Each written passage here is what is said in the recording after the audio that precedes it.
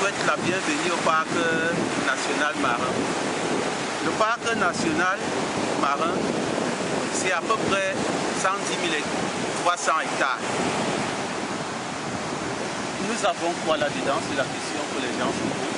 Nous avons des mammifères marins.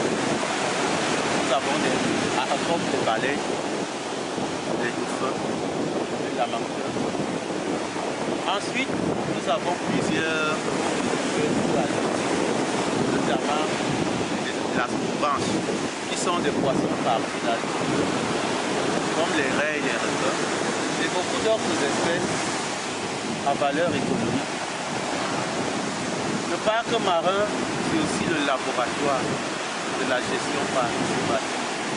Équilibre entre les impératifs de développement et ceux de conservation. Parce que négociation avec les associations des pêcheurs. Pour ce qui est des tortues marines, nous avons couvert un point d'équilibre. Ça veut dire que dès qu'un pêcheur capture une tortue, il déclare. Et nous, on essaie de voir si on peut encore la sauver et voir dans quelle condition on va la relâcher en mer. Cet aspect a été résolu.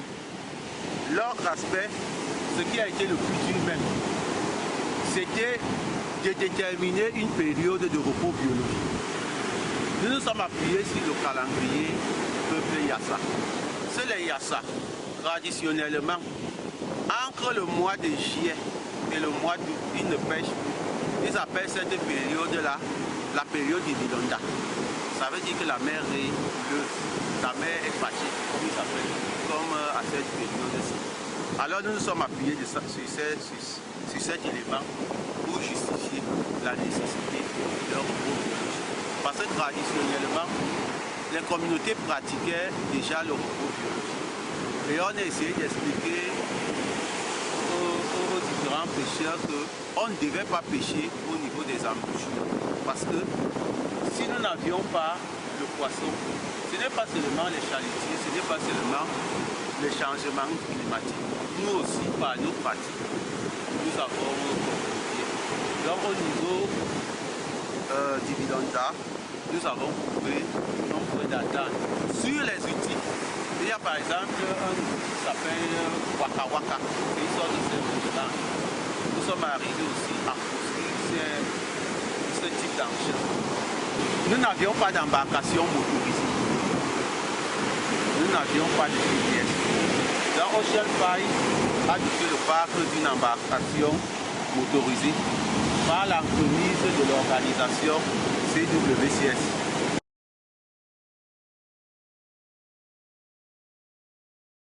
L'eau qui sera utilisée pour laver ces minéraux sera prise depuis la lobée. La lobée se jette où? La lobée se jette à la mer. Voilà. Donc, qu'on soit et déjà à la mer, il faut savoir que parfois elle monte, parfois elle descend. Mais ce qui est sûr, cette eau-là finira un jour par se retrouver ici, qu'on le veuille ou pas. Ça va arriver de notre côté. Et à partir du moment où ça arrive de notre côté, qu'est-ce qui va se passer? Ça, c'est concernant juste le lavage des minéraux. Maintenant, la dynamique et tout ce qui sera utilisé là, le rapport d'étude d'impact environnemental montre qu'il y aura des poussières qui vont se dégager de là. Est-ce qu'on peut garantir que ces poussières-là, qui certainement seront riches en métaux lourds, ne seront pas conduits par le vent à certains moments à se retrouver dans le milieu marin? Donc il y a un risque pour l'environnement, la vie marine. Et s'il y a un risque pour la vie marine, il y a également un risque pour l'homme. Qu'est-ce qui va se passer par exemple si on a une population de poissons qui consomme beaucoup de fer, des œufs? Perenco, par exemple, récemment on a eu des résidus de pétrole là.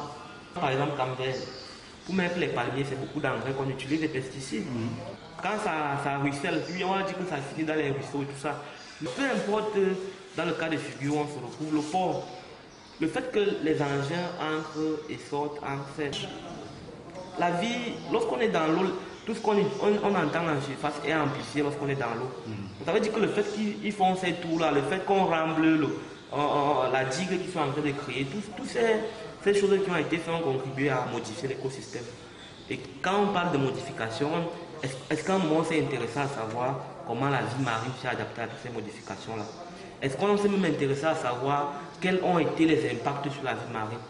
Donc c'est tous ces problèmes-là qui nous font en sorte, qui font aujourd'hui à ce qu'on pense que il est important de faire de la recherche dans ce secteur-là, mais aussi il faudrait que, en termes de gouvernance, qu'on puisse avoir la bonne information pour prendre la bonne décision, de manière à ce que les communautés à la fin se sentent impliqués dans le processus et qui voient à ça leur intérêt, et que l'administration également soit dans l'agenda qui s'est fixé.